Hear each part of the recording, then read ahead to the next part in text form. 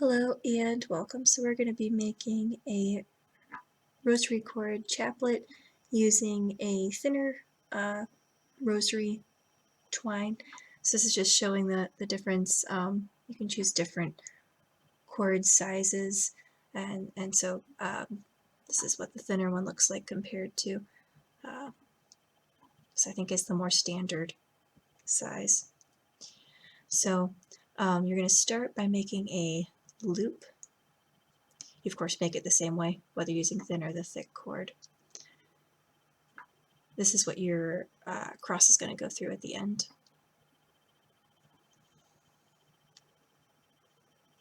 So you make your loop, and then you bring the end and you put those together so they should both be at the tip of your finger, and the loop is pointed down.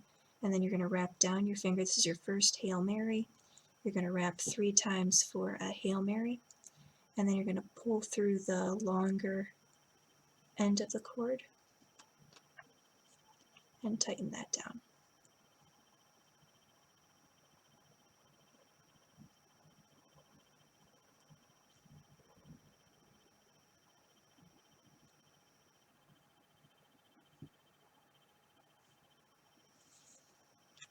And then you'll make 9 more Hail Marys.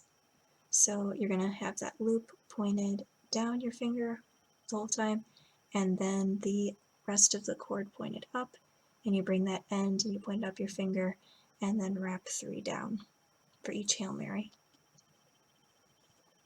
And depending on how big you want it to be, you're going to space your beads differently. So if you want them closer or farther apart,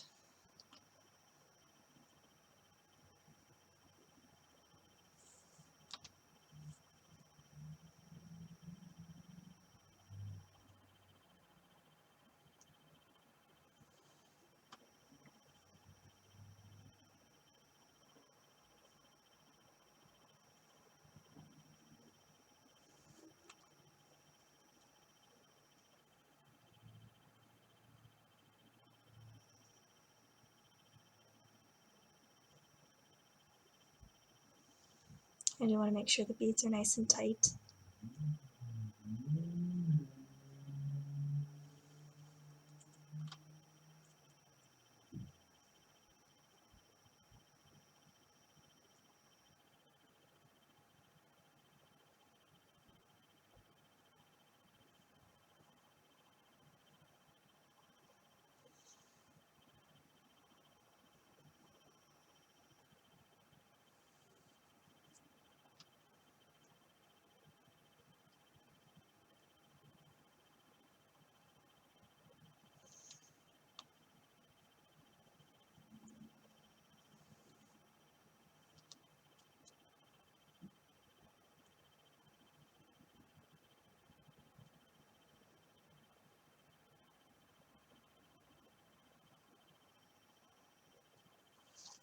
Redo that one.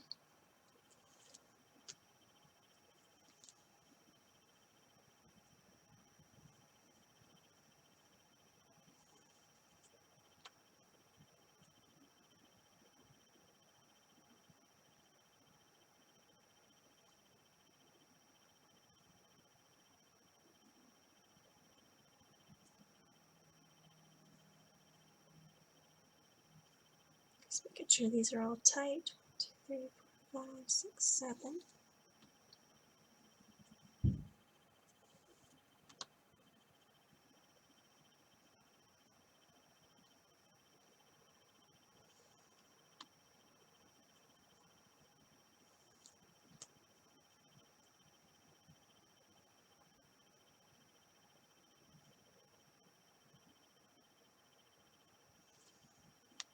One more.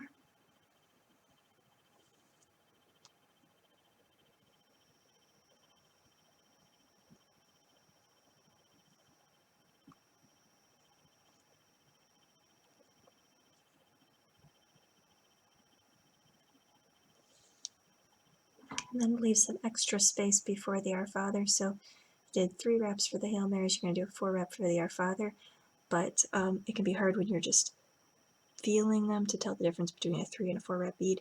So you also want to leave some extra space just to show the difference.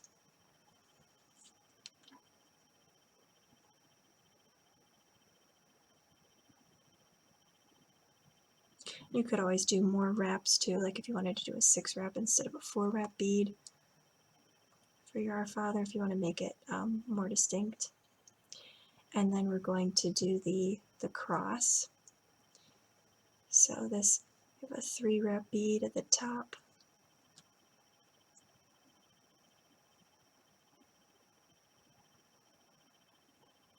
I'm going to do a 7 for the bottom.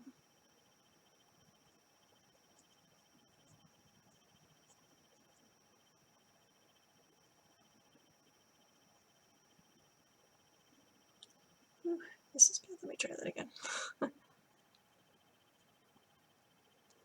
I don't have as much excess, so I'm going to, instead of wrapping it around my finger, I'm just going to wrap it around the cord itself so I don't run out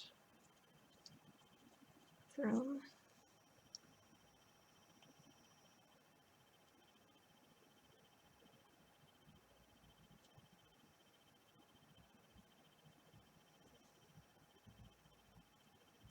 If you give yourself more excess, you won't run into that problem. Okay. So there's the bottom.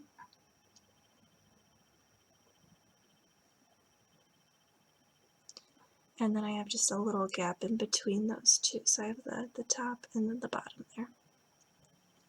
And I'm going to burn that off.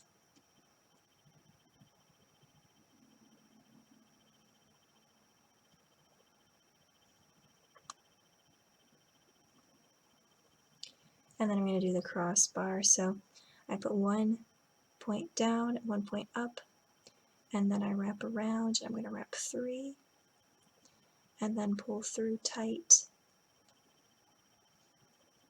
And I'm going to move that down to the end of the cord. If you have extra space at the end, you can always just burn off the excess. So I have one side of the crossbar, and then I tie it on, just like one quick tie. And then I do a 3 wrap on the other side.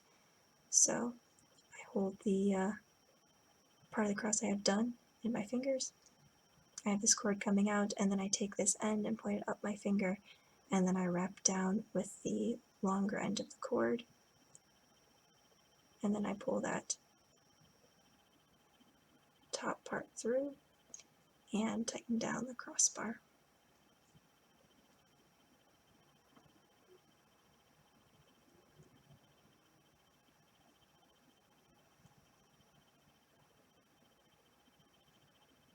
Okay, and then I'm going to burn that off.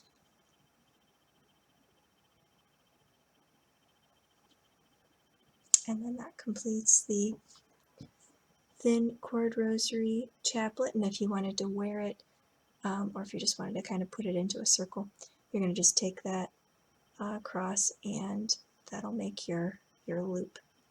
So this is obviously very small.